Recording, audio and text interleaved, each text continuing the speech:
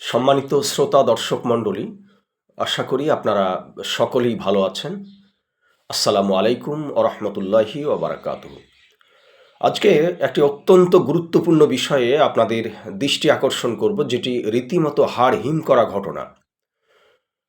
বাংলায় ৮ শ্রমিককে নিগ্রহ, উড়িষ্যায় অর্ধনগ্ন করে রাস্তায় হাঁটানোর অভিযোগ, তদন্ত পুলিশ। দুর্ভাগ্যজনক ঘটনা। লক্ষ্য করুন, যেখানে ভারতবর্ষের প্রত্যেকের গড় আয় একেবারে তলানিতে, প্রতিদিন রোজগার করতে পারেন না এরকম কোটি কোটি বেকার বসে আছে, হতাশায় দিন গুনছে সারা ভারতবর্ষের আনাচে কানাচে। তারই এক অনন্য নজির আমাদেরই রাজ্য পশ্চিমবঙ্গের মুর্শিদাবাদ জেলা, যেখানকার অনেক শ্রমিককেই বিড়ি বেঁধে বিড়ি বাঁধার কাজ করে বিশেষ করে মহিলাদেরকে সংসার চালাতে হয়। পুরুষেরাও কেউ কেরল, কেউ দিল্লি, কেউ ওড়িশা, গুজরাট, হায়দ্রাবাদ, রাজ্যের দেশের নানা প্রান্তে তারা কাজ করে সংসার নির্বাহ করেন। তাও খুবই মানবেতর জীবনযাপন করে। এটা নতুন করে বলার কিছু নেই, আপনারা জানেন। এটা একেবারে চিরাচরিত চিত্র মুর্শিদাবাদের। সেই মুর্শিদাবাদের শ্রমিকরা কাজে গিয়েছেন আমাদেরই পার্শ্ববর্তী একেবারে পাশের রাজ্য উড়িষ্যায়। সেখানে একটি নারীর শ্লীলতাহানি করা হয়েছে, একটি নারীর সঙ্গে অভব্য আচরণ করা হয়েছে। এই অজুহাতে তাদেরকে নিগ্রহ করা হয়েছে, অর্ধনগ্ন করে হাঁটানো হয়েছে, তাদেরকে বেধড়ক পেটানো হয়েছে। পরে অবশ্য পুলিশ এসে তাদেরকে উদ্ধার করেছে। আসুন আমরা আলোচনার মূল পর্ব এখান থেকেই শুরু করি। কিন্তু কেন, এই কেনর উত্তর খোঁজার চেষ্টা করব আমরা। সরাসরি আমরা পত্রিকার পাতা থেকে একটু পড়ি, আপনারা নিশ্চয়ই শুনবেন। আপনারা শুনুন, তারপরেই উপলব্ধি করার চেষ্টা করবেন। আমিও আপনাদের ব্যাখ্যা করে বোঝাবার চেষ্টা করব। উড়িষ্যায় রাজমিস্ত্রির কাজ করতে যাওয়া ৮ জন পরিযায়ী শ্রমিককে মারধর করে অর্ধনগ্ন অবস্থায় রাস্তায় হাঁটানো হয়েছে বলে অভিযোগ। এলাকায় এক মহিলার সঙ্গে অভব্য আচরণ করেছে বলে তাদেরকে জনরসের মধ্যে পড়তে হয়েছে বলে পত্রিকায় এসছে। বাংলা থেকে রাজমিস্ত্রির কাজ করতে যাওয়া ৮ জন পরিযায়ী শ্রমিককে অর্ধনগ্ন অবস্থায় হাঁটানোর অভিযোগ উড়িষ্যায়। বৃহস্পতিবার ঘটনাটি ঘটেছে উড়িষ্যার সুন্দরগড়ে। সংবাদ সংস্থা পিটিআই জানিয়েছেন, এলাকার এক মহিলার শ্লীলতাহানি করার চেষ্টার অভিযোগে তাদের বিরুদ্ধে উঠেছে এই অভিযোগ। চিন্তা করুন, ভাবুন, চেষ্টার অভিযোগে তাদেরকে পেটানো হয়েছে। তারা সবাই মুর্শিদাবাদের শ্রমিক, পরিযায়ী শ্রমিক। কি তাদের অপরাধ? তাদেরকে রাজস্থানে মালদার শ্রমিককে পিটিয়ে হত্যা করা হবে, দিল্লিতে মুর্শিদাবাদের শ্রমিককে পিটিয়ে হত্যা করা হবে, উড়িষ্যায় গিয়ে তারা নিরাপদে তাদের দৈহিক পরিশ্রম করে মাথার ঘাম পায়ে ফেলে যা সামান্য আয় উপার্জন করে সংসার নির্বাহ করেন, তারাও আজকে উৎকণ্ঠায় দিন কাটাচ্ছে যে কি হয়, এবং তাদের পরিবারেরও দুশ্চিন্তায় ঘুম হচ্ছে না। তাদের পরিবারের সদস্য সুস্থ অবস্থায়, জীবিত অবস্থায় ফিরে আসবে কিনা, এটা আজকে একেবারে যেন উৎকণ্ঠার এক হতাশার চিত্র ধরা পড়েছে। কিন্তু এই নাগরিকদের, এরা তো ভারতবর্ষের নাগরিক। সুপ্রিয় শ্রোতা দর্শক মণ্ডলী, একটু বিবেক খাটান, একটু ভাবার চেষ্টা করুন। আপনি কোন জাতের, আপনি কোন ধর্মের, আপনি কোন রাজনৈতিক দলের, এটা আপনার পরিচয় নয়, বরং আপনি একজন ভারতবাসী, আপনি একজন দেশের সুনাগরিক, আপনি একজন দেশের সচেতন সুনাগরিক। আপনার দায়িত্ব আছে, আপনার কর্তব্য বোধ আছে প্রতিবাদের আওয়াজ তোলার, কথা বলার, আন্দোলন করার। সেইখানে থেকে যেখানে এদেশের মানুষ, এদেশের সংখ্যাগরিষ্ঠ সম্প্রদায়ের মানুষ, হিন্দু সম্প্রদায়ের দ্বিতীয় বৃহত্তম সংখ্যাগরিষ্ঠ যারা, তারা হচ্ছে মুসলমান। একটি ধর্মান্ধ ও কট্টর মৌলবাদী সংগঠনের হাতে তাদেরকে প্রহৃত হতে হচ্ছে, তাদেরকে নিহত হতে হচ্ছে, তাদেরকে নিগ্রহ হতে হচ্ছে। নানান অজুহাতে তাদের বিরুদ্ধে একটা এলিগেশন এনে তাদেরকে এভাবে জনরোষের মধ্যে ফেলা হচ্ছে। প্রশাসন কালক্ষেপণ করে করে তাদেরকে উদ্ধার করে কখনো জীবিত অবস্থায়, কখনো অর্ধমৃত অবস্থায়, কখনো মৃত অবস্থায় তাদেরকে পুলিশের হেফাজতে আনা হচ্ছে, এবং অপরাধীরা কখনো বেকসুর খালাস পেয়ে যাচ্ছে, কখনো তারা আরও বেশি বেপরোয়া হয়ে উঠছে, কখনো বা প্রশাসন তাদেরকে গ্রেপ্তার করে খুবই লঘু দণ্ড দিয়ে ছেড়ে দিচ্ছে। কিন্তু আমার প্রশ্ন হচ্ছে, যে রাজ্যের অধিবাসী এই পশ্চিমবঙ্গের মুর্শিদাবাদের পরিযায়ী শ্রমিকরা, সেই রাজ্যের মুখ্যমন্ত্রী, তাদের জন্য, এবং যে প্রবাসী কল্যাণ মন্ত্রণালয় রয়েছে, তারা কি করছে? তারা কি নাকে সর্ষের তেল দিয়ে ঘুমোচ্ছে? কেন একটা রাজ্যের সঙ্গে আর একটা রাজ্যের যে শ্রম দপ্তর রয়েছে, তাদের কোনো নেগোসিয়েশন নেই, তাদের কোনো বোঝাপড়া নেই, তাদের নিরাপত্তার বিষয়ে তারা কোনো কঠোর বার্তা দিতে পারেন না? নিশ্চয়ই পারেন, কিন্তু এটা কি অনীহা মুর্শিদাবাদের শ্রমিক বলে? তারা কোনো একটা বিশেষ সম্প্রদায়ের শ্রমিক বলে?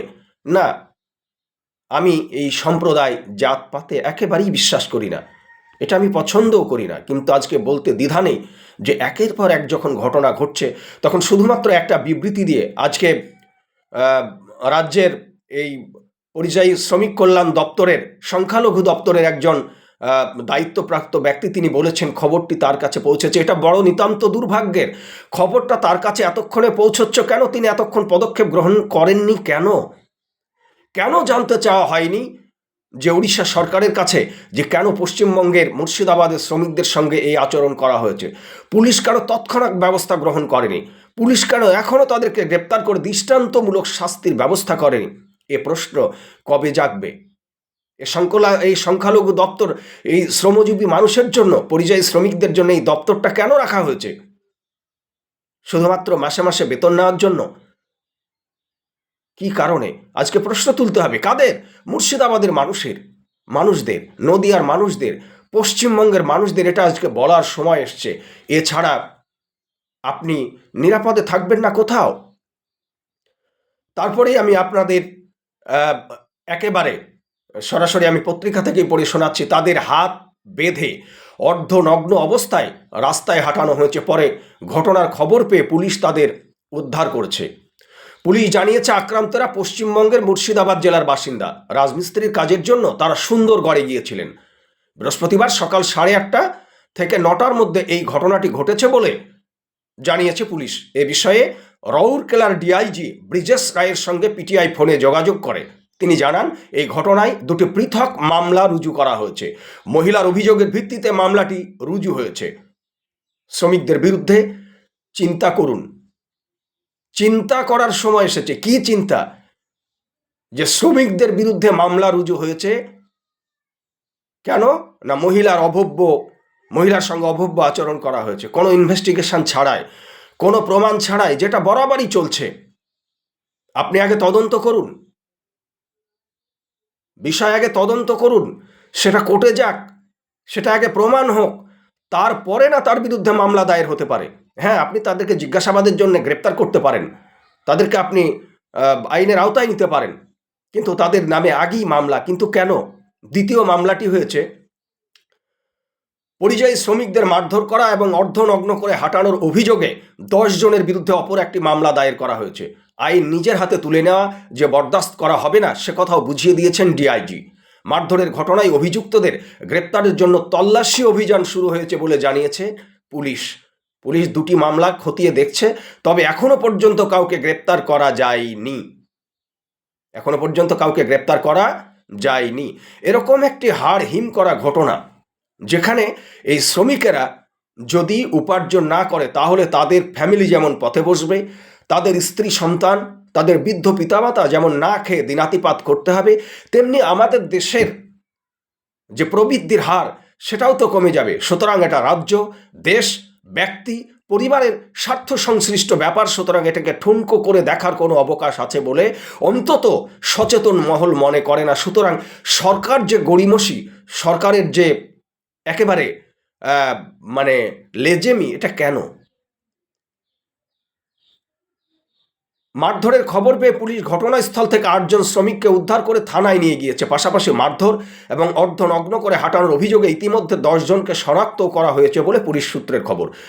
তৃণমূলের রাজ্যসভার সাংসদ তথা পরিযায়ী শ্রমিক কল্যাণ বোর্ডের চেয়ারম্যান সামিরুল ইসলাম বলেছেন, আমি ঘটনাটির কথা জানতে পেরেছি এবং ওই শ্রমিকদের সঙ্গে যোগাযোগের চেষ্টা করছি। দুর্ভাগ্যজনক ঘটনা হচ্ছে এটাই যে এই শ্রমিক কল্যাণ দপ্তরে একজন অথর্বকে বসিয়ে রাখা হয়েছে, যিনি এতক্ষণে জানতে পেরেছেন এবং যোগাযোগের চেষ্টা করছেন, এখনও যোগাযোগ করে উঠতে পারেননি। কেন? এক রাজ্যের শ্রম দপ্তরের সঙ্গে আর এক রাজ্যের শ্রম দপ্তরের যোগাযোগের জন্য হটলাইন নেই। দ্রুততার সাথে যোগাযোগ করে তাদের গ্রেপ্তারের ব্যবস্থা করা, সেই পরিযায়ী শ্রমিকদের তাদেরকে অভয় দেওয়া, তাদেরকে সাহস যোগানো, তাদেরকে প্রয়োজনে কাউন্সেলিং করা, তাদেরকে প্রয়োজনে নিজ রাজ্যে তাদের ফ্যামিলির কাছে পৌঁছে দেওয়া। কারণ এই কারণে তারা যেমন উদ্বেগ উৎকণ্ঠার মধ্যে দিন কাটাবে, তেমনি তাদের পরিবারগুলো উদ্বেগ উৎকণ্ঠার মধ্যে দিন কাটাবে তাদের প্রিয়জনরা কি অবস্থায় আছে সেটা জানার জন্য। কারণ তারা একেবারে হত দরিদ্র অশিক্ষিত ফ্যামিলির লোক। সুতরাং এই শ্রমিক কল্যাণ বোর্ডের সংখ্যালঘু দপ্তরের যিনি চেয়ারম্যান আছে, তাকে এতক্ষণে তার কাছে খবর এসে পৌঁছেছে এবং তিনি যোগাযোগের চেষ্টা করছেন। এটা জাতির জন্য দুর্ভাগ্যের, এটা জাতির জন্য হতাশার, এটা রীতিমতো উদ্বেগের, উৎকণ্ঠার। সুতরাং যারা এই ভিডিও শুনছেন, যারা এই ভিডিও দেখছেন, আপনাদের কাছে অনুরোধ করব যে আমাদের সন্তানেরাও, আমাদের ভাইয়েরাও, আমাদের প্রতিবেশীরাও প্রতিনিয়ত তাদেরকে কাজের খোঁজে বাইরে যেতে হয়।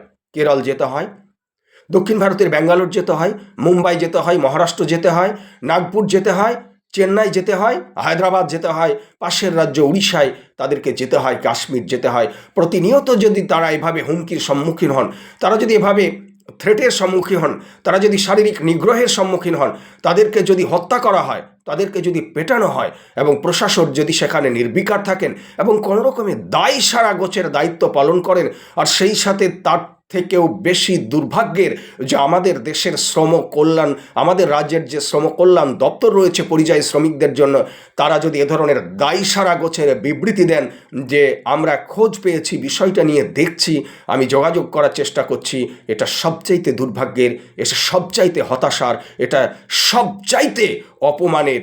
সুতরাং আপনাদের সচেতন হতে হবে, প্রতিবাদ করতে হবে, আওয়াজ উঠাতে হবে সর্বস্তর থেকে, সব জায়গা থেকে।